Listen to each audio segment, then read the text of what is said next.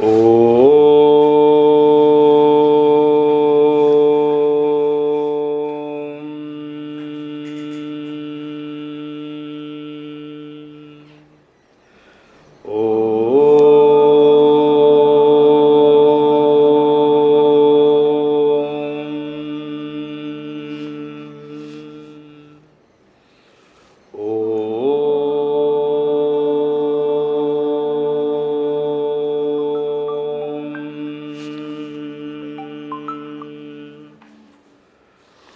ओम श्री गणेशाय नमः। ओम श्री सरस्वत्यै नमः। ओम श्री गुरुभ्यो नमः। सच्चिदानन्दरूपाय विश्वोत्पत्त्यादिहेतवे तापत्रयविनाशाय श्रीकृष्णाय वयं नुमः। श्रीकृष्णाय वयं नुमः। वसुदेवसुतं देवं कंसचाणूरमर्दनं देवकी परमानन्दं कृष्णं वन्दे जगद्गुरुं। कृष्णं वन्दे जगद्गुरुं। मूकं करोति वाचालं पङ्गुं लङ्घयते गिरिं यत्कृपातमहं वन्दे परमानन्दमाधवम्। परमानन्दमाधवम्। ॐ वाङ्मे मनसि प्रतिष्ठिता मनो मे वाचि प्रतिष्ठितम् आविराविर्मयेधि वेदस्य माणिस्थः श्रुतं मे मा प्रहासीः अनेनाधीतेन अहोरात्रान् संदधामि ऋतं वदिष्यामि सत्यं वदिष्यामि तन्माम् अवतु तद्वक्तारमवतु अवतु माम् अवतु वक्तारमवतु वक्तारम्। ॐ शान्ति शान्ति शान्तिः। हरि ओम श्री गुरुभ्यो नमः। हरि ओम। श्री कृष्ण गोविंद हरे मुरारे हे नाथ नारायण वासुदेवा जिह्वे पिबस्वामृतमेतदेव गोविंद दामोदर माधवेति। हे कृष्ण हे यादव हे सखेति। हे कृष्ण हे यादव हे सखेति।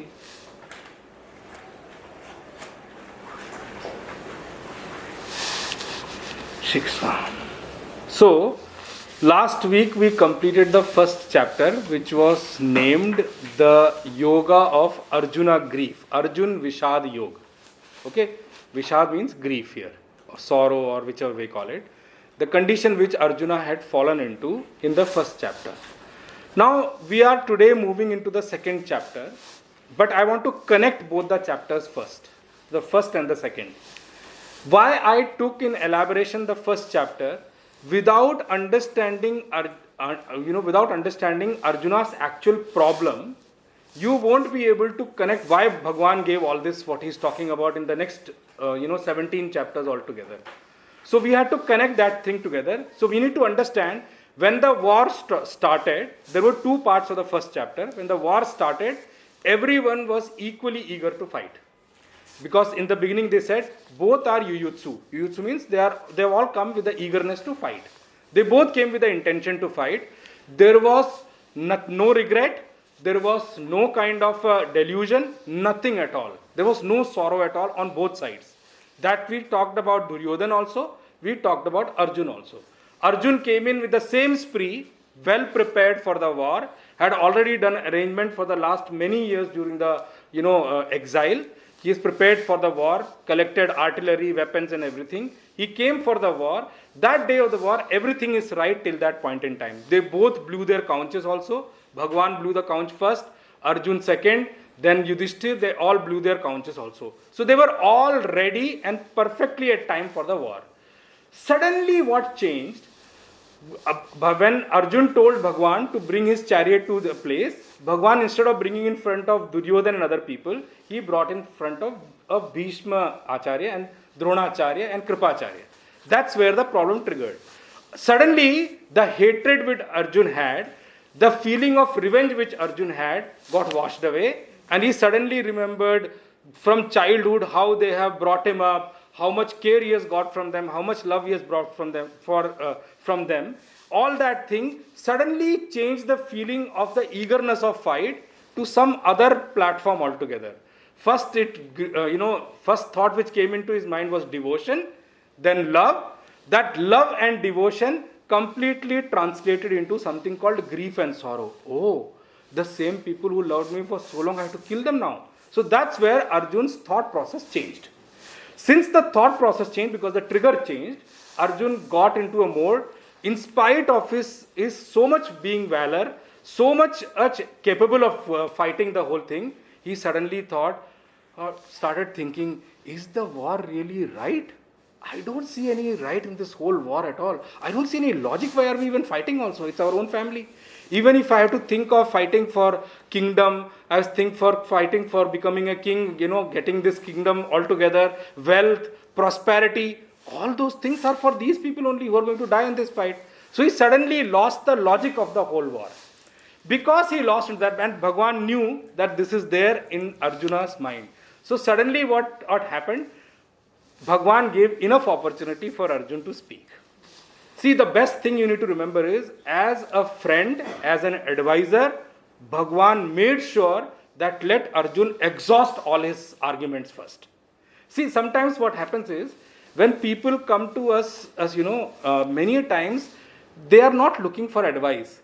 They are only looking for some listening ear. But the problem is, over a period of time, what has happened is, we have all become, most of us has become poor listeners. Many times even we listen also, and before even the person has completed his talking point also, we have already started forming reaction to what he's saying. We have not heard him completely. Bhagwan didn't do that. He kept utterly quiet, completely silent through the whole process, and he let Arjun exhaust all his arguments. And yes, as we said rightly, Arjun, towards the end of the first chapter, which is 46th stanza or shloka, Arjun came to the last piece of argument saying that, I don't see any reason to fight. He first gave some logic that they are all worshipable and all those things. Then he gave a logic that, we will all go into hell and other things. This war is not going to lead us into any damn thing at all. He gave all those logics. Bhagwan kept completely quiet. He didn't give an approval also to what Arjun was talking about.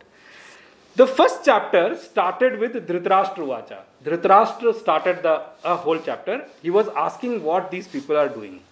Now you see the second chapter. Second chapter is called Sankhya Yoga. I'm using the word purposively because you need to understand. Vishad Yoga, Sankhya Yoga. Then I told you one more thing last time you need to remember. We all have Vishad, grief or sorrow in our life every now and then. Throughout our life, many times we have gone through the grief and sorrow in our life, but our grief or sorrow has never become yoga. Okay? Our grief, we have grief and sorrow. Sometimes it's partly resolved, sometimes it's fully resolved. We get up and walk back again. None of them has ever become a yoga till now in our life. But you see the preparedness and the kind of level of Arjun, that his yoga, in his whole life, Arjun got into a Vishad for the first time. His Vishad became yoga in the first attempt itself. We have been living for I don't know how many lives we have been coming. We have grief and sorrow in so many lives, past also, this life also. Our grief and sorrow has never become yoga. Arjun in the first attempt got it. Why? That is what shows the purity level of Arjun, and that is what our Vedic scripture also talks about. I'm going to talk about what Sankhya Yoga is all about now. So Vishad Yoga is the first chapter. Second chapter is called Sankhya Yoga. In the last class, I spoke about many philosophies. I spoke about 6 Astik Darshan. In there, I spoke about Nyaya, Vaisheshik and Sankhya. There is one Sankhya philosophy I spoke there also. That Sankhya philosophy is actually attributed to Kapil Muni. In Srimad Bhagavad, if anybody has heard of it, there is a conversation between Kapil Muni and his mother Devahuti. It's called Devahuti Kapil Samvad. Kapilo Upakhyan is the name in Bhagavad which comes. What Kapil Bhagwan told about, that is called Sankhya philosophy. That's why the Rishi for or Sankhya philosophy is actually Kapil Muni. But that Sankhya philosophy is not this Sankhya Yoga. I want to decipher, that's why I explained it in the last class. Here, the word Sankhya means the logic of thought in any philosophy. Okay? The logic of thought is called Sankhya. Sankhya word will come in this chapter in ahead also. Bhagwan will use the word. Sankhya Yoga is also named as Buddhi Yoga. Buddhi Yoga means the art of cleaning your intellect with the correct kind of knowledge and understanding. That's what is called Sankhya. Sankhya is Buddhi Yoga also. The logic of thought in a philosophy is called Sankhya in the actual parlance. So if I look at this chapter starts with Sanjay Uvacha. Now Dhritarashtra has got no sentence in the whole of Bhagavad Gita till the chapter completes its in the end. There is no Dhritarashtra Uvacha apart from the first chapter. This chapter starts with Sanjay Uvacha. Why? Because after Dhritarashtra said, Sanjay is narrating the whole situation. But when Sanjay sees Dhritarashtra, when he is listening to all these things, he left at the last statement that Arjun gave up his bow and arrow and kept and sat behind the chariot, at the back portion of the chariot, by giving up everything with a complete refusal to fight. Now what happened? Dhritarashtra got excited. That means Arjuna gave up the fight. See, he's listening. What is going into his mind, you have to understand. He's thinking, oh, that means Arjuna gave up the fight. If Arjuna has given up the fight, that means I'm now eager to listen what happened in the fight, because if Arjuna gives up and moves out of the situation, then Kauravas can easily win the battle. You have to understand the whole thing. But poor man, Dhritarashtra did not understand there is one Bhagwan sitting in front. Why can't you see that? He is seeing Arjuna in his grief situation, that Arjuna decided to leave the fight and go. So now Dhritarashtra became eager. And Sanjay is watching Dhritarashtra while the whole thing. See, then I know this old man is getting eager now that, probably they may have lost the fight. But he didn't understand that he grieved for, what Bhishma Pitama after the 10th day. How can Bhishma Pitama die if Arjuna is gone from the whole war? He forgot all that situation. So what Sanjay is doing now, Sanjay is trying to explain to this man that please remember the battle is not complete now. So Sanjay, in that whole tempo of the situation, he starts with the first shloka in this whole chapter. But one more thing you need to know, this chapter is divided into many portions. The stanzas or shloka 1 to 10 is actually the shloka which defines Arjuna's surrender in the whole situation. Now remember, I told you, he is in grief and sorrow and he is narrating it to who? Bhagwan Krishna. Bhagwan Krishna did not utter a word. He let him completely exhaust his arguments first. Once he has exhausted the argument, now the advice is divided into few portions. Even if somebody comes to you for advice, comes to us for advice, even if they are exhausted the argument, you have to see the other person first. Is he ready for advice yet or not? So Bhagwan sees, after Arjuna has exhausted his arguments, that it's fine that Arjuna is in sorrow or grief, but he is not ready yet for advice. Why? Why he is not ready yet for the advice? The person who is in grief and sorrow, first within himself or herself, has to accept that I am in problem. Many times what happens, if we know something, and especially when you become, a guru or somewhere, the problem becomes that guru can see everybody's problem. And he feels compassionate towards the problem also. But he knows one thing, that even though he knows other person's problem, but he cannot speak it to that person that come, I'll solve your problem. That will go against the whole process. So you have to wait for the person to first accept his in problem. That's the first step of the, solving somebody, taking somebody's advice.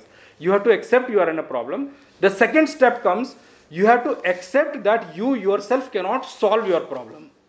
That's the second step. First, you have to accept you are in problem. Second, you have to accept that I alone cannot solve my problem.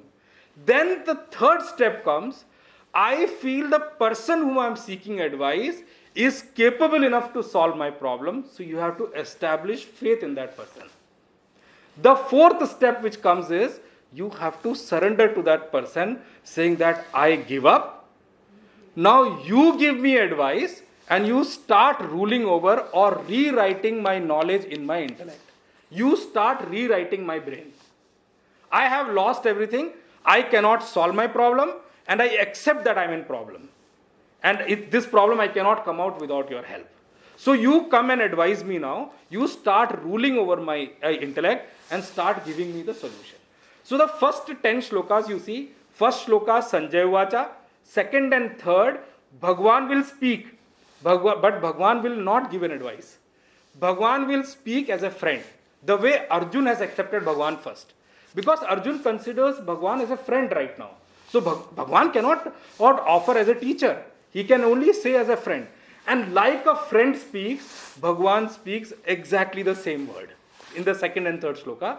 From fourth shloka onwards up to 10th, Arjun again comes squaring up his argument, and in the last shloka, Arjun accepts that I am in problem. I cannot solve my problem on my own, even though however capable people may consider me to be, however best archer I may be, however best I may be in the warfare, I may be the most, the best person in the whole world, but I cannot solve my problem. My knowledge is not enough to solve my problem. You can do it. You come and rule over my intellect. Thus, from that till the 10th shloka. Then 2 shloka Sanjay says, and then from after that, again Bhagwan starts. From 11th shloka onwards till 10th shloka, Sanjay winds up. The 9th and 10th is Sanjay Vacha. Till 8th shloka Arjun talks about, from the 4th onwards.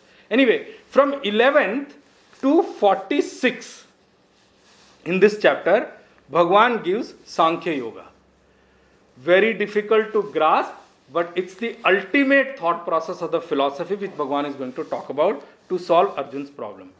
From 47 to 60, Bhagwan is going to talk about to Arjuna the philosophy, the yoga in action. It's not in a comprehensive manner, but he is going to touch or draw a sketch of yoga in action, how you should do your action and how your action can lead you to yoga. How your action can lead you to the ultimate goal where you have to reach. That's from 47 to 60. From 61 and 62, 62 and 63, Bhagwan talks about the ladder of fall.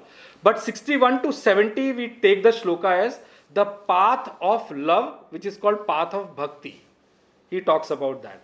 In the last 2 shlokas of the chapter, which is 71 and 72, Bhagwan will talk about renunciation, the sannyas yoga, how sannyas is supposed to be done. Anyway, why I sketched this whole picture in front of you is that you can understand how this chapter will gradually progress. Between 61 and 70, when Bhagwan talks about the bhakti yoga or yoga of bhakti, he is going to talk 2 shlokas, 62 and 63, he is going to talk about the ladder of fall. How any human being, after coming into this world, why a human being falls and how he falls. From his divine state to the lower state, he has kept the whole ladder in 2 shlokas only. He has explained it in 2 shlokas, how our thought changes, why we get into this situation, and all those things he has explained there. So that's the sketch of the chapter. With that in mind, we will get into the first shloka of this chapter. Om Shri Paramatmane Namaha Atha Dvitiyo Adhyayah Sanjay Uvacha Tam Tatha Kripaya Vishtam Ashrupurna Kulekshanam Vishidantamidam Vakyam Uvacha Madhusudanaha. Sanjay Uvacha Tam Tatha Kripaya Vishtam Ashrupurna Kulekshanam Vishidantamidam Vakyam Uvacha Madhusudanaha. Now here, Sanjay uses the word for Bhagwan Madhusudanaha. Okay, Madhusudan he uses the word. And I explained you in the last time. See, here it is not Sambodhana. He is not saying, hey Madhusudana. He is not talking to Bhagwan here. He is using the name Madhusudan. Why?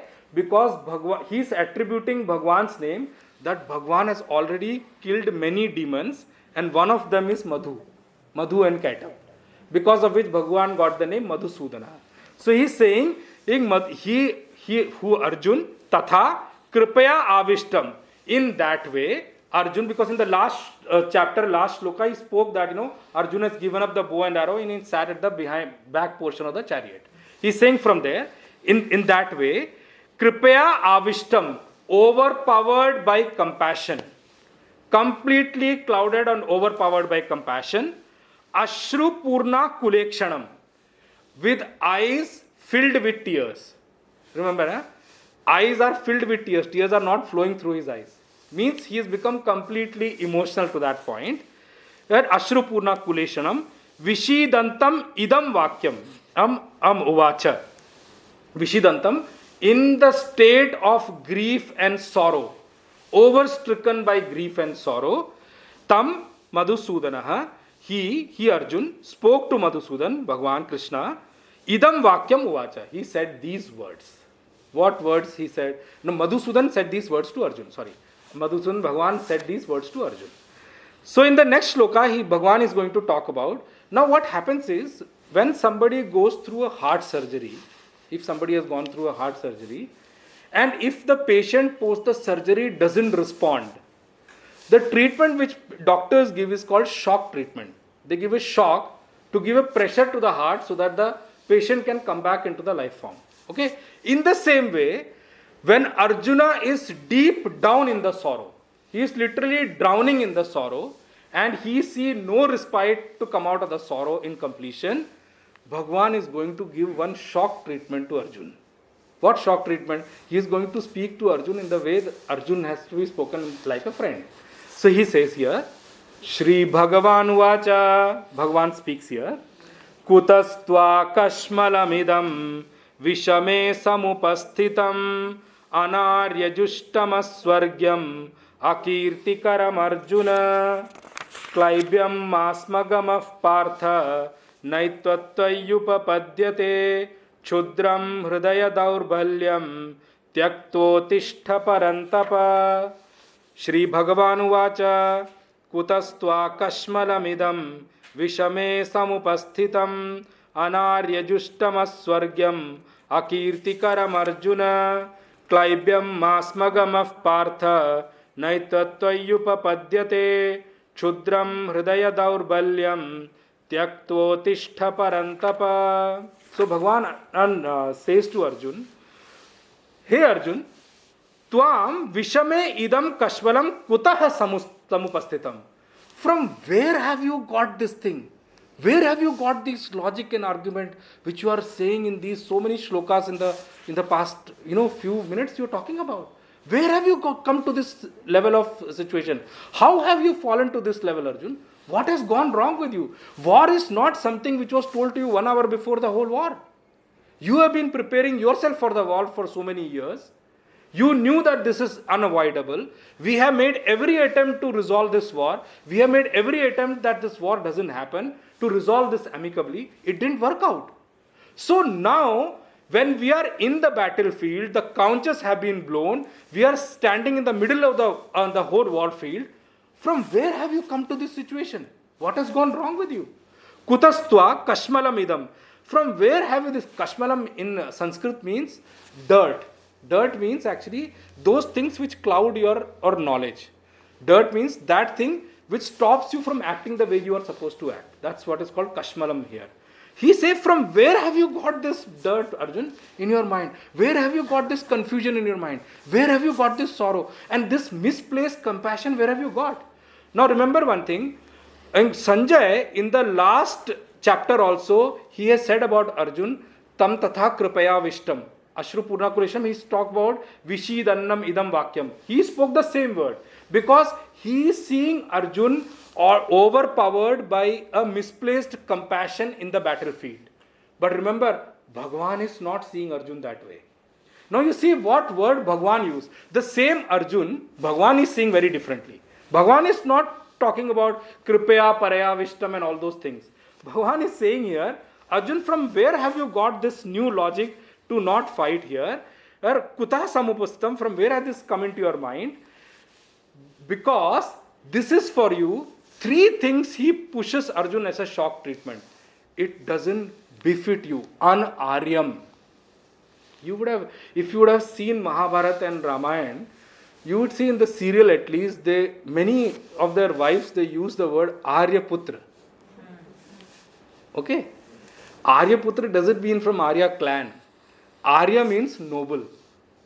Okay? You need to remember that. Huh? Arya means noble. So when they call their kings Aryaputra, they mean to say, O son of the noble kings. So you have to follow the same nobility. Okay, that's the reason why they call Aryaputra.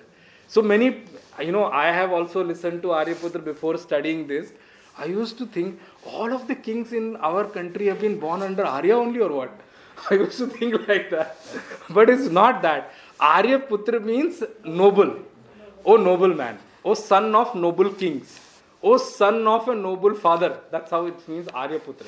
So here, he uses the word, it doesn't fit you. So, an-Arya means ignoble. You are not acting in your noble form.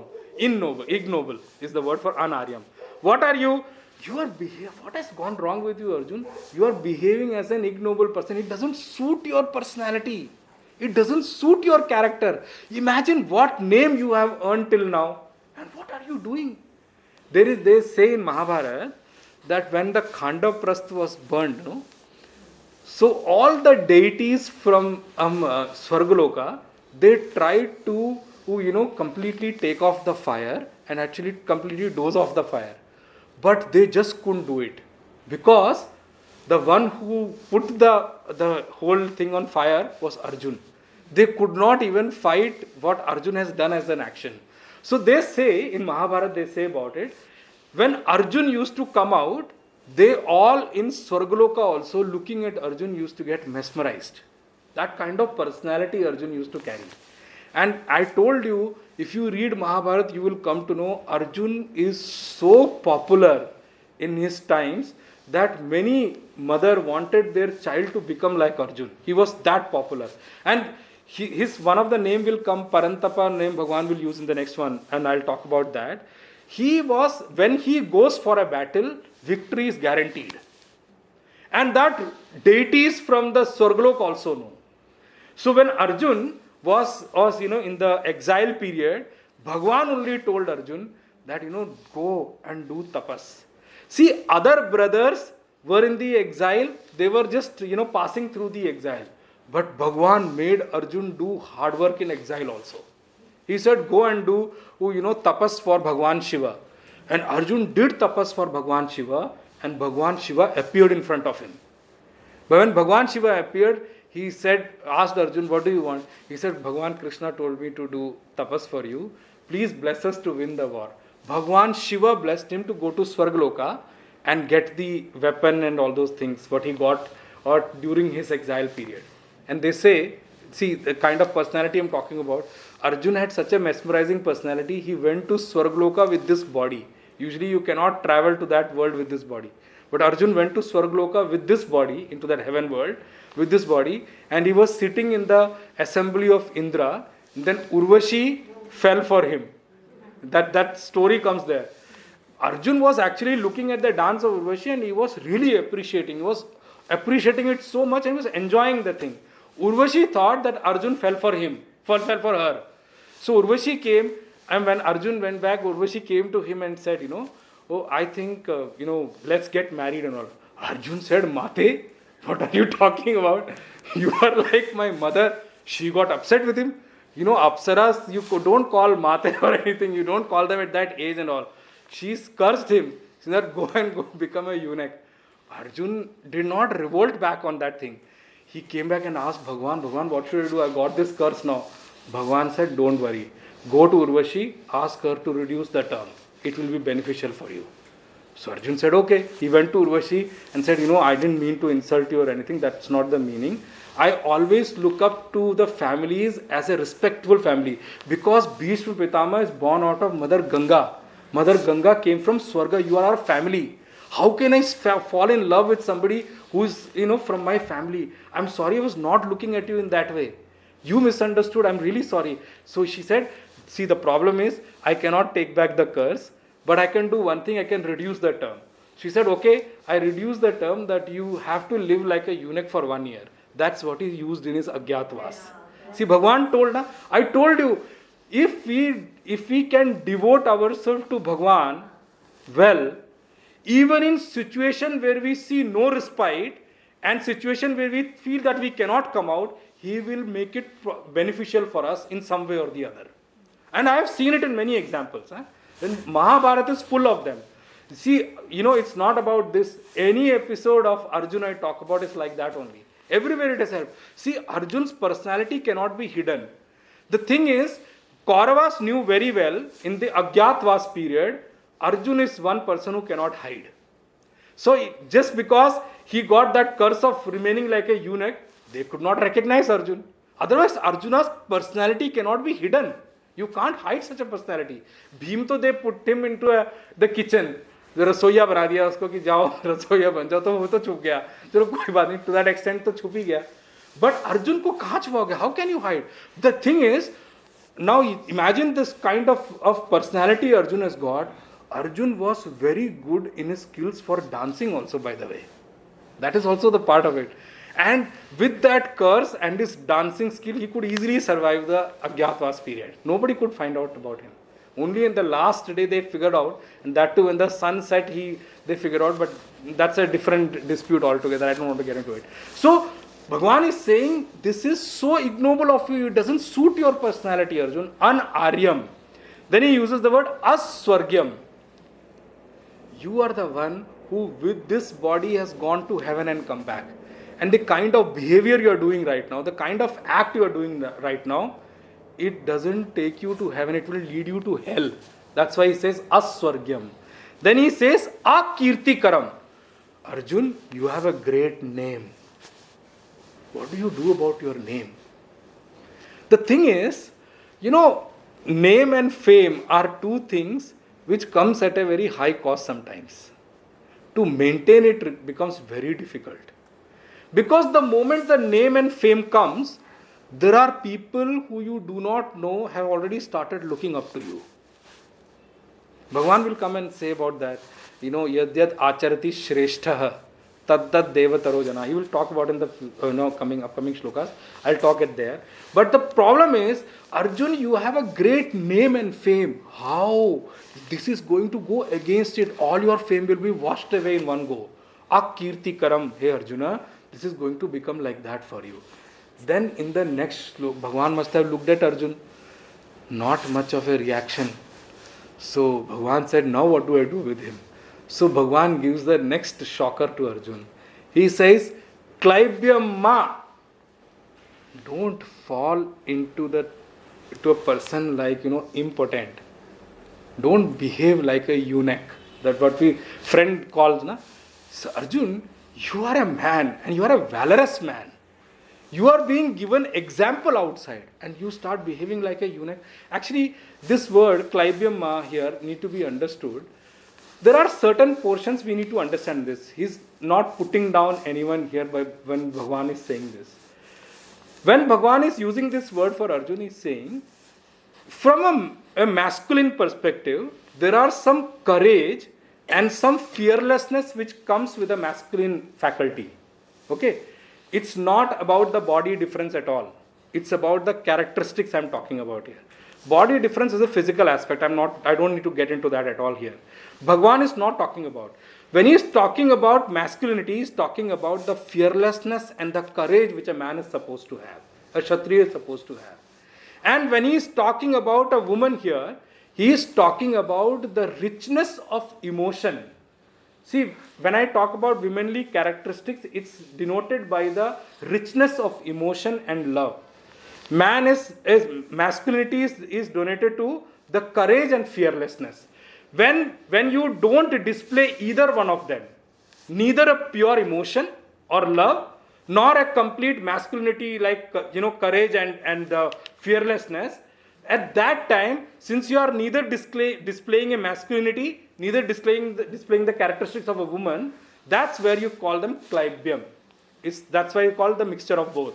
So you say, Arjun, what has gone wrong with you? Klaibyam ma, it doesn't suit you, man. Don't behave like a eunuch in this war. Stand up. He says, Bhagavan says, Partha, klaibyam masmagamaha, tvai etat na upapadyate. This kind of a behavior doesn't suit you at all. Then what suits you? He says, you are what? He uses one word for Arjun called parantapa. Parantapa means the scorcher of enemies. See, parantapa means the one who puts on fire his enemies. By hearing his name itself, people started, feeling the heat of we are going to die in this war and all. That is called parantapa. But that's the name of Arjun. Whichever battle Arjun has gone, he has either made sure that the person bends down to their kingdom or he is defeated in the battle. He's never come back without winning a battle in totality. So he says, you are what? You are the scorcher of enemies. Hey Parantapa, Chudram Hridaya Daurbalyam Tyaktva. By giving up, he uses three words here. He uses two words here. Chudram and Hridaya Daurbalyam. That's the word we need to understand. Chudram means what? Chudram means what? That the low characterness, what you call about. That very unbalanced kind of a person. Chudram, lower kind of a person. The one who doesn't talk of high qualities. Lower quality person. Oh, it's like him, he cannot do anything. It doesn't matter. Whatever you tell him, it doesn't make any difference at all. He cannot get up because he's like that. Lower kind of a quality is Chudram. Don't show that. Number one. Hridaya Daurbalyam. Don't come to a point where people know that you are very weak at heart. Now this is a point I want to talk about a little bit. See, every person in their life has some kind of a moment in their life when they come across the weakness of their heart. Some portions are, lower side of us, some portions are side of us which really are weak spot, we call it. Those lower sides of heart, the Hridaya Daurbalyam, other people who are competitor to us or who are parallel to us, not very savvy with us or not very friendly to us, they should not come to know.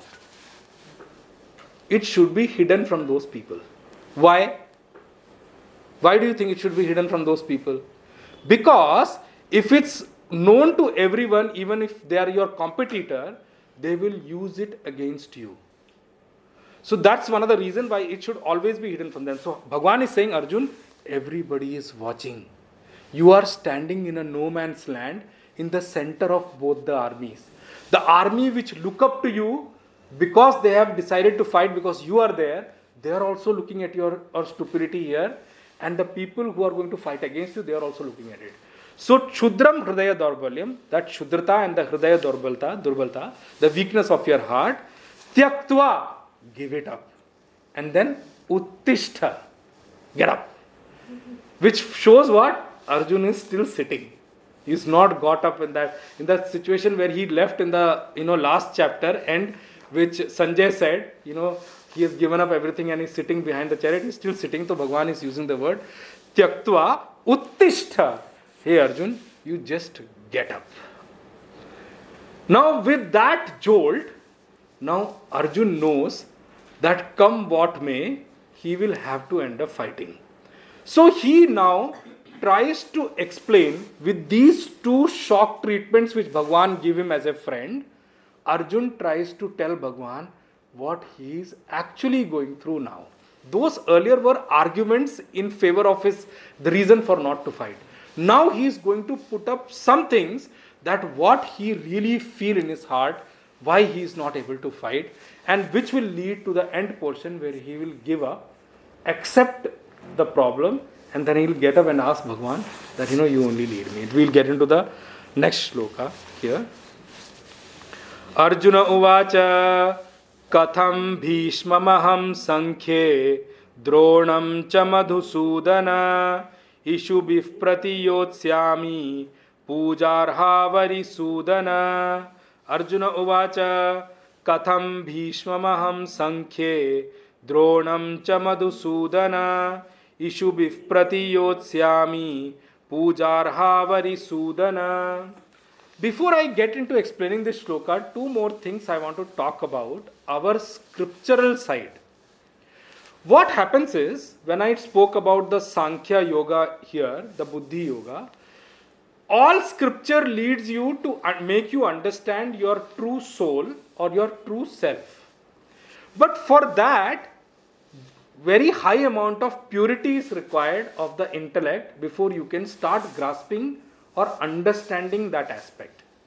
Now I told you Veda is divided into three portions, technically two, but actually three. Karma Kand, Upasana Kand and Jnana Kand. I told you in the last class. Jnana Kand expounds upon the nature of your soul or Brahman, we call it, not Brahma. There are these two words you need to understand in Sanatan Dharma, Brahma and Brahman. They are completely two different words. Brahma is actually Chaturmukhi Brahma, from who the creation started. From who is the first Jiva, from who the creation started. Brahman, when we use the word, Brahman is equal to Paramatman. Paramatma, they are all equal words. They are all same words. Brahman means your soul, or the divine soul, or the Paramatma, whichever way you call it. Divine consciousness you call it. Consciousness is one word to explain, but consciousness has got different aspects also. But I'm just saying we'll call it divine consciousness or way. I'll use the word soul right now. It's easy to understand because that's a common parlance word. Now for you to understand the Jnana Kand, which is the expounding upon the whole Brahman concept, the what is Brahman, showing you what Brahman is. For that you need to have purity of intellect. From where will the purity of intellect come? For purity of intellect only, the Karma Kand and Upasana Kand is given. You have to do action with a specific way of sacrifice. When you do the action with a specific way of sacrifice, that is called Karma Yoga, which Bhagavan will explain expansively in the third chapter. He is talking about that. A rough sketch he is going to draw in this chapter also. So what happens? Karma Kand is about the devotion in action is called Karma Kand. The sacrifice in action, or what is the actual way of doing an action. Listen to me very carefully. We all are doing action in the world. But where we reach differs from the way we do the action, our intent behind the action. Action to everybody is doing, everybody has to do. Now the thing is, intent behind action, I expounded it last time also. Many times behind the action you need to see the intent. The intent is what makes the action different. Action may be same. Many people are doing the same action, but the intent makes them different. Intent makes the result also different. So the first thing you have to do is that the way of doing an action, which is called Karma Kand in Vedic scriptures, our Vedic Shastra. Then it's called Upasana Kand. Once you have done Karma Kand, you will, Karma Yoga is also going to talk about that. You have to do the action by devoting it into a higher. Now let me just pick that portion also now only. Then I'll explain you. When you do an action, our Vedic scripture asks everybody a question. Kasmai Devaya Havisha Vidhema. Very good.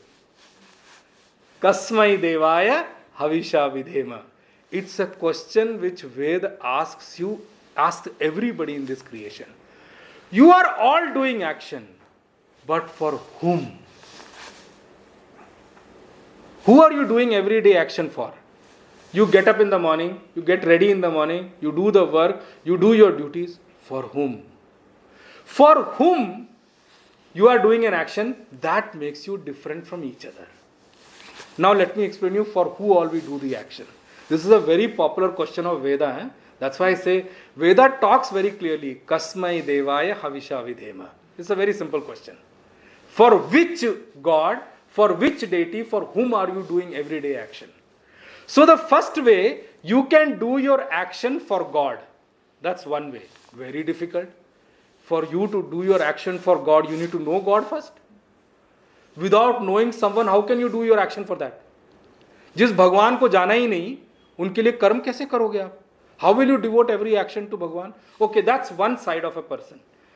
Some people devote their action to God. Some people devote their action to society. जिसको आप कहते हो social service, ठीक है ना. They do action for, you call them social people, समाज सेवा जिसको आप कहते हो. कई लोग देवता की सेवा करते हैं जो डिवोट टू गॉड, कई लोग समाज की सेवा करते हैं डिवोट टू द सोसाइटी, तो वो बन गया social service. Some people devote their action to family, many people do.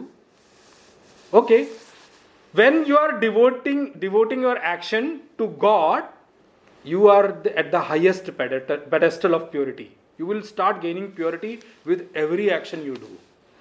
Next comes when you start doing it for the society. Definitely yes, it is higher than the other ones. You will start becoming pure because you have grown above your selfishness. That's the second portion. Third, when you start doing it for your family, that's an ordinary man's life. You are living an ordinary life. Then there are fourth set of people who do for their body, their own body. Don't worry about the other people. Other people come and go, doesn't matter. They will do for their body. What will happen to them? They will grow stronger in their attachment to their bodies. That is what the result of that action is going to be. The fifth people, there are many ignorant people who don't know about any of these things. They are not even doing it for their body. They are earning wealth for the sake of wealth. मैं आपको सीधे बोल देता हूँ, वो धन कमा रहे हैं धन की सेवा के लिए, ना उसमें परिवार की सेवा हो रही है ना अपनी सेवा हो रही है. They are not even serving themselves. They forget this while earning that wealth. They earned it so that their family can live happily. But in the pursuit of that, family's happiness and their own body's happiness takes the second step, and they start earning wealth for the sake of wealth only. And this, what happens? They have abundant wealth, but the family and their body remains neglected. That's the fifth portion of the wealth. Now, when Ved asks you this question, Kasmai Devaya Havisha Vidhema, he asks you where you devote your action to. Karma Kand, actually, the first portion of Veda teaches you the way of doing action. How you do action every day. And that action, the higher your pedestal of devotion, that pedestal itself will motivate you to get up every day. I was talking to youths the other day. Many times, and what happens, we don't know why we are acting. No, I don't know. I don't want to go to the office. The office itself is so boring. I have been going every day. What did I achieve so much? I don't feel like getting up. So I tell youths this thing. If your job doesn't wake you up in the morning to go to the office, it's time for you to change your job. Simple as that. That job is not motivating for you. Look for another job. Because you have lost motivation. That means you have not reached your potential yet. It's not tapped onto your potential. It's something which anybody can do. Your specialized skills are not required. If I take out Arjun is going to come to this point, at this point, in the second chapter, where, when he tells at the end, he says, Bhagwan, the sannyas in way of life you're talking about, it's very impressive. I am feeling like that, let's give up this war. I will take a robe and sit under a tree and meditate. Bhagwan will tell Arjun, go and meditate. Show me how you meditate. Without purity of mind, without that devotion, if you have not learned in Karma Kand, how will you reach Upasana Kand? So from Karma, you have to move gradually to Upasana. And from Upasana comes Puja, Archana, Dhyan, meditation. There are so many organizations selling meditation packages outside without understanding the goal, without understanding the previous steps of reaching there. Without the purity of action, purity of intellect, these things, Upasana is not going to pay you anything. It may give you some purity. So first you have to do karma as in the way the karma is supposed to be done, and then you have to live a life of Upasana for some period of time. When you have done both these, you will automatically be dropped to Jnana Kand. Your mind will be pure enough to grasp the stuff. एक और मैं आपको बात बोलता हूँ. Many people listen to many classes many times. Some people come to us and tell us also कि मुझे समझ में नहीं आया आपने क्या बोला. We tell them one thing. If you have reached here, that means you have enough punya in your karma to reach here in the class. That's number one. Now hold that punya. Even if you do not understand, doesn't matter. Keep your ears open. It will slowly, gradually, drop by drop, fall onto your intellect, and it will someday sprout into a flower. Don't worry about it. That's not your worry. You just be available to listen. Availability, you already, earned so much punya to be in the class. That's enough. You earned that thing. Now just keep on it. And let your mind be available to listen to it. It will fall on your intellect. उसको हमारे पूज्य स्वामी सुबोधानंद जी कहते थे, don't worry, सत्संग में आओगे तो जो सत्संग के जो सत के जो बीज है ना, वो आपकी बुद्धि पे पड़ जाएंगे. और किसी ना किसी दिन उस पर सही तापमान और सही पानी पड़ेगा तो वो अपने आप स्फुरित होकर आ जाएगा. It will sprout out automatically. You will never know suddenly how I changed. It will just sprout out suddenly. You will not even come to know of it. And you will start feeling yourself, I didn't do anything special to change. What happened? Now I started understanding everything. One fine day. Why? Because those days when I had that punya, I just made myself available. It will fall. Trust me, this is the only thing which will go life after life from here. Rest of the knowledge, even if somebody has done engineering, medical, in the next life you will have to still do A for apple and B for rat. You will have to start from scratch. It doesn't make a difference.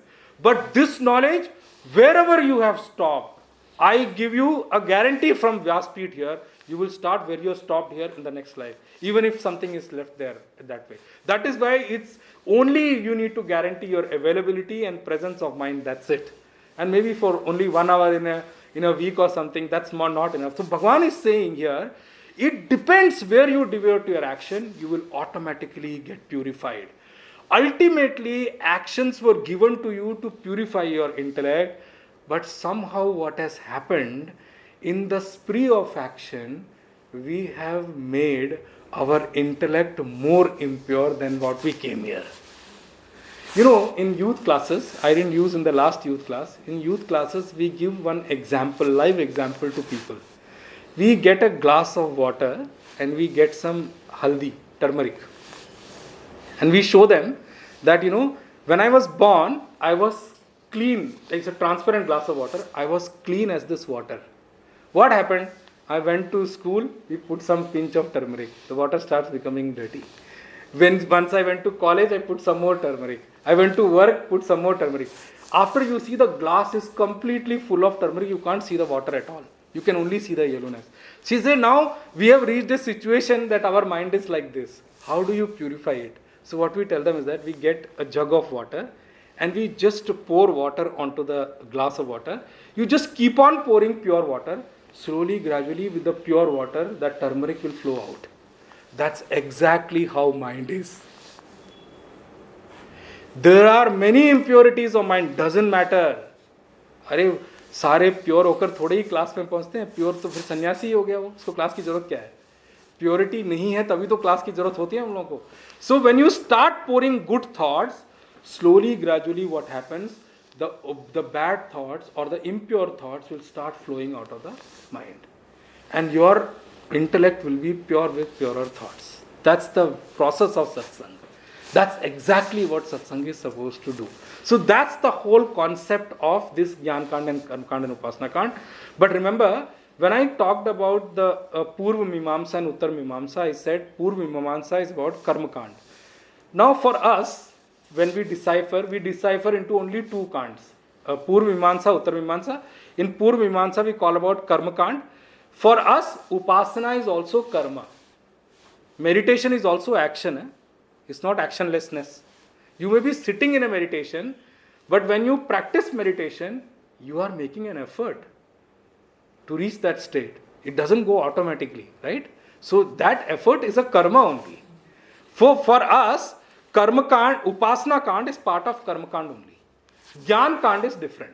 So that's why I said Veda is divided into two portions, Karma Kand and Jnana Kand. Then I changed it that there are three portions. Upasana Kand also I'll explain separately because there are different portions to it. So that's how the whole Vedic scripture is all about. So when we say, we need to ask this question to ourselves, Kasmai Devaya Havisha Vidhema. This question should be there in our mind. Who are you doing your action to? When we start devoting our action to a higher pedestal, we need to go know God to devote action.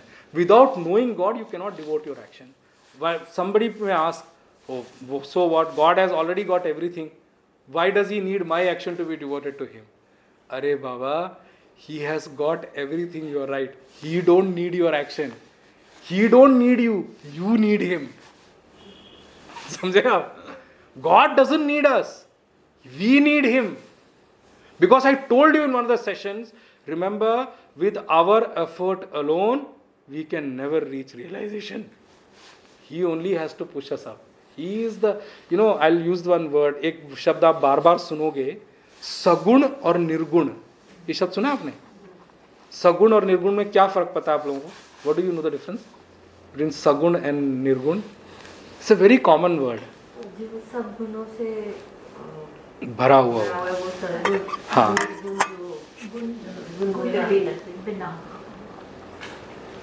Okay, let me just take this to explain it here. When we call sagun, sagun, गुण सहित, गुण का मतलब यहां पर ये नहीं है कि वो तो गुण वाला है दूसरा गुणहीन है, ये मत समझना, ये नहीं है निर्गुण का मतलब. यहां गुण का मतलब होता है form. All gunas are form only. The one with form, which we call Krishna, Rama, Bhagwan, Vishnu, they are all with form. That's called Sagun. Nirgun means the one which is formless, which just few minutes before she said, consciousness we denote to. Remember one thing, then the point is, many people have this so much confusion about this Sagun and Nirgun. It's a hodgepodge in many of people's mind. When God is formless, why should I worship Sagun? Why should I go that route? So the point is, you need to remember that Sagun, Gun in Sanskrit also means, rope, thread.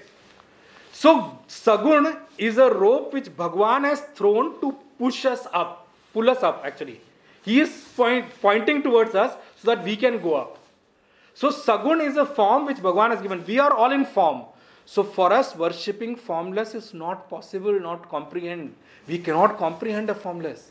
When you are sitting in form, how can you comprehend a formless and devote to yourself?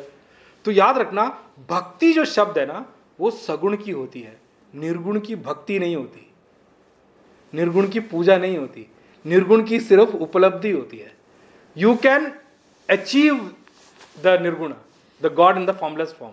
But you cannot do puja archana for a formless. For puja archana you need form. Because puja archana itself is with form. सगुण की जरूरत पड़ती है हम लोगों की उपासना के लिए. कर्म कांड के लिए भी हमें सगुण चाहिए, उपासना कांड के लिए भी सगुण चाहिए. उसके बगैर कैसे करोगे उपासना?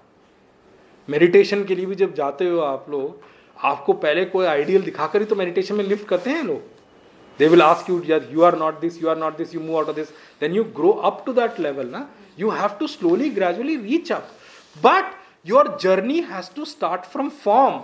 So Bhagwan is so compassionate, so that because a man cannot comprehend formless, he has given his forms so that we can take any one of the form which is given and devote and then lead up. And that God will. It is immaterial. Who you worship. You worship Lord Ganesha, you worship, Bhagwan Vishnu, you worship Mother Durga. All are same only. At the level of formless, they are all same. They have maintained different forms because our intellect requires different forms to devote. Everybody cannot attach to one form. This is where some religions face a trouble. I'm not naming them here, but you all know that. Because a man in a form cannot devote himself to formless. The moment you say formless, he takes it as a free license to do whatever he feel like, and then says, Bhagwan ne karwaya hai. Don't get into that. It's not the thing what he's talking about here. Here, form is given so that we can devote and we can grow up. Sir, what is Nirakara? I'm going to come to that after the class. Nirakara, will come to that point. So here, that is the point of form and formless.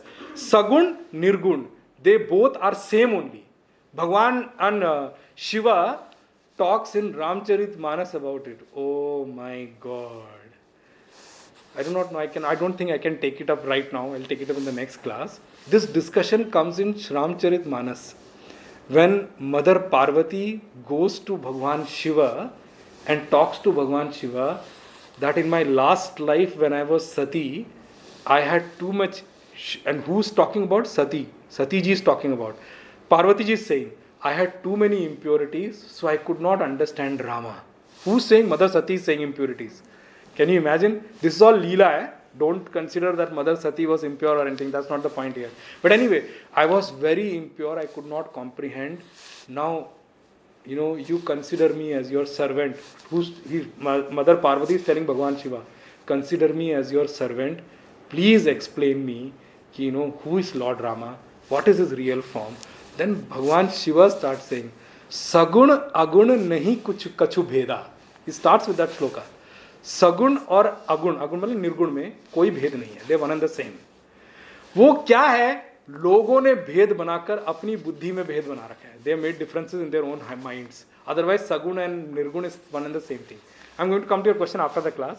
So right now I will end the session here. We will take this Arjuna वाचा from next time onwards, इस class onwards. कायेन वाचा मनसेन्द्रियैर्वा बुद्ध्यात्मना वा प्रकृते स्वभावात् करोमि अद्य सकलं परस्मै नारायणायेति समर्पयामि. श्रीमन्नारायणायेति समर्पयामि. ओम पूर्णमदः पूर्णमिदं पूर्णात् पूर्णमुदच्यते पूर्णस्य पूर्णमादाय पूर्णमेवावशिष्यते. ओम शांति शांति शांतिः. हरिः ओम. श्री गुरुभ्यो नमः. हरिः ओम. ओम तत्सत्.